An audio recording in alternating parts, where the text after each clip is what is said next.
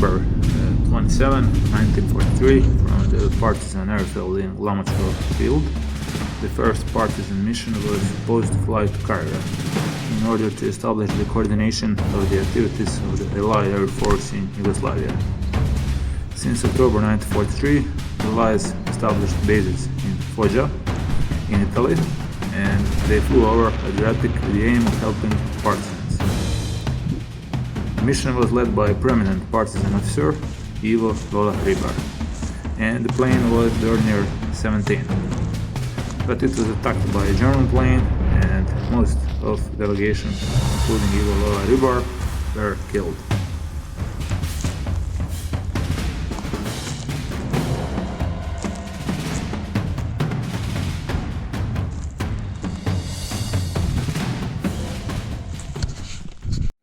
The day after, the Tehran conference began, where Roosevelt, Churchill, and Stalin made an official decision to support the Yugoslav partisans in the joint effort to fight against the Nazis.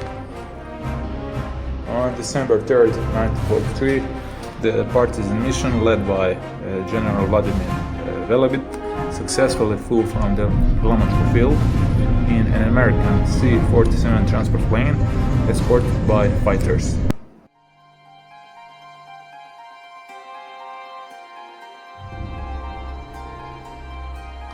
During the spring of 1944, an agreement was reached between the partisans and the Royal Air Force.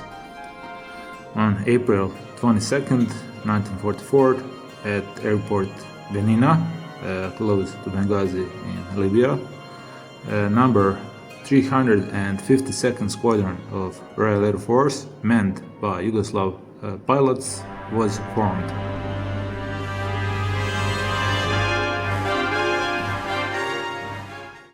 After the capture of Peljesac and the southern Dalmatian islands, the Germans fortified themselves there because of the fear of Allied landings in southern Dalmatia, and also because of the fear of Allied and partisan raids from the island of Vis.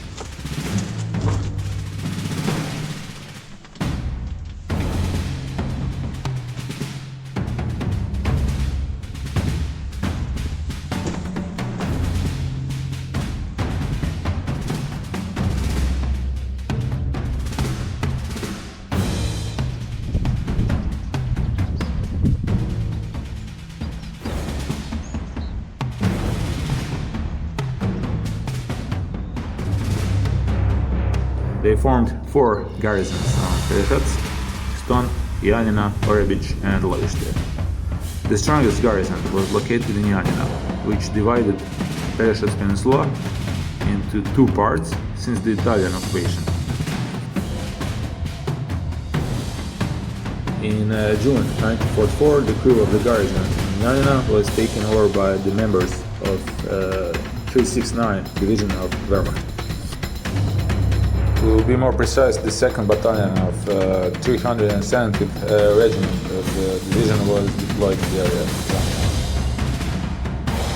The division was established in September of 1942 in Delsheim, Austria. It was intended to be sent to Russia, however it was sent back to Croatia to fight with the partisans. It was one of 3 Croatian legionary divisions formed by the independent state of Croatia to fight for the German Wehrmacht. The division had 3 regiments, the 369th and 370th Infantry Regiments and 369th Artillery Regiment. The officers and non-commissioned officers were Germans, all veterans from the Eastern Front. Ordinary soldiers were Croats. It had some 12,000 troops. At the beginning of the summer of 1944, it was deployed from the mouth of Neretva River to Konavle, all the way to the border with Montenegro, with the task of defending the area from possible Allied invasion. All these solid bunkers are made by the TOT organization, which has been fortifying these positions since February 1944. And the garrison was held by the 118th Division. Labor force was made of captured Italian soldiers, which were captured after capitulation of Italy in September of 1943, and also of the local population who were forced for this duty.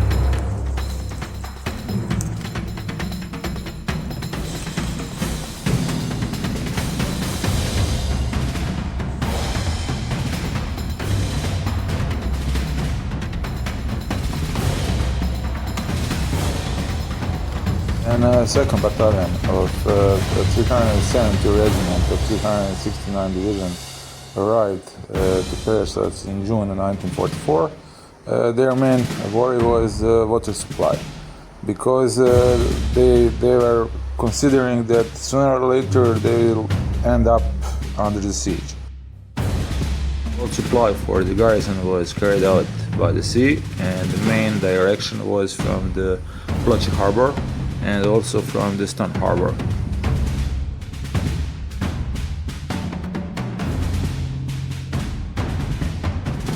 At that time, light aviation was present almost all the time above their heads. Apart from the strategic aviation of the 15th Air Force, made of bombers like B-24s and B-70s, very often escorted by the fighters, which flew high in the sky above Peljesac, leaving the contrails behind on their way to the targets inside of Europe. The other aviation that practically flew almost every day was tactical aviation, which was seeking for the targets of opportunity. One of the most common planes which flew above Peljesac in that summer was Spitfire.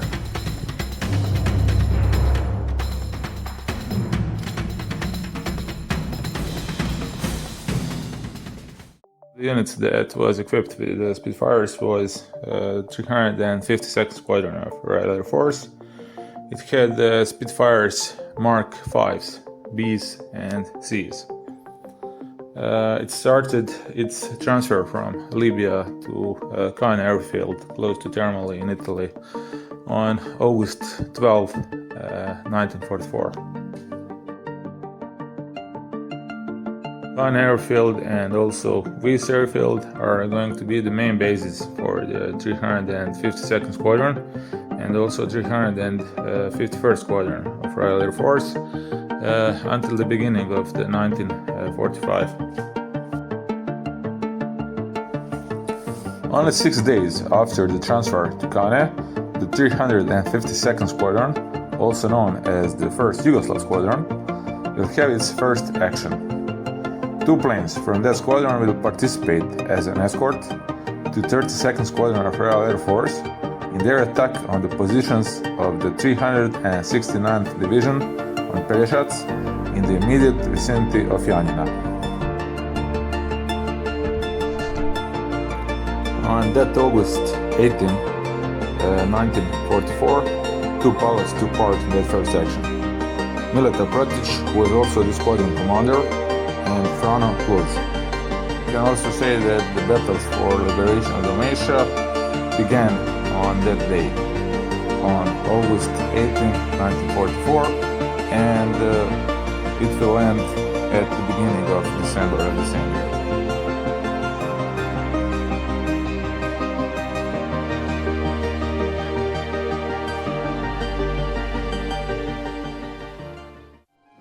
But let's go back a little in the context of the second half of the war year 1944. On June 4th, Allied forces entered Rome. 2 days later, D-Day happened and the landing of the Allied forces in Normandy. On June 22nd, on the 3rd year anniversary of the Nazi invasion of the Soviet Union, the Red Army launches Operation Bagration, which will result in the collapse of the German Army Group Center.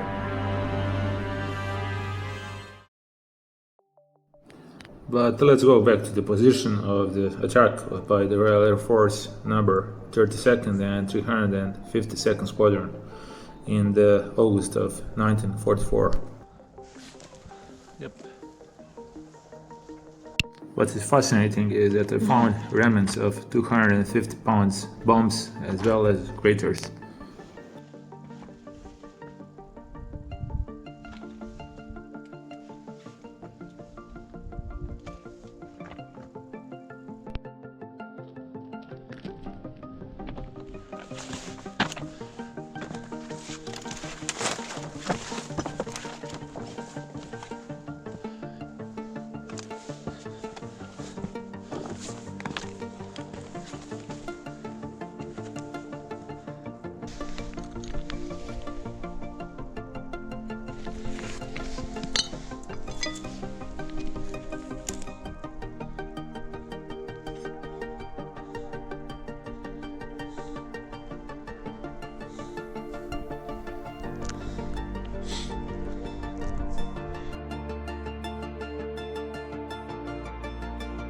So this only seems like just a piece of metal, but it isn't. The place I'm standing on right now is actually a crater, and this piece of metal is a part of aviation bomb, which was dropped at this place 8 years ago.